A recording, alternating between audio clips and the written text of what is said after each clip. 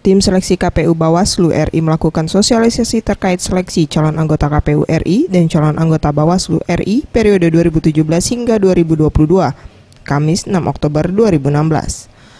Proses seleksi dilakukan sejak September 2016 hingga Januari 2017, yang terdiri dari 3 tahap, mulai dari pendaftaran, tes tertulis, psikologi, kesehatan, dan wawancara, hingga penelusuran rekam jejak mengenai integritas dan independensi yang melibatkan partisipasi masyarakat dan kementerian ataupun lembaga terkait.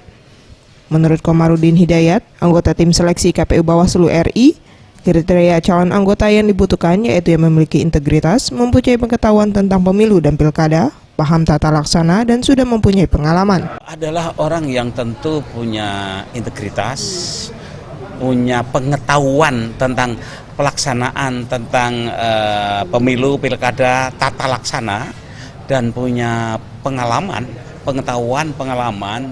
Kalau ada orang yang sudah teruji, bagus, lebih baik. Mega Dwi Handayani, Anugerah Sandi Pratama, Sriwijaya TV.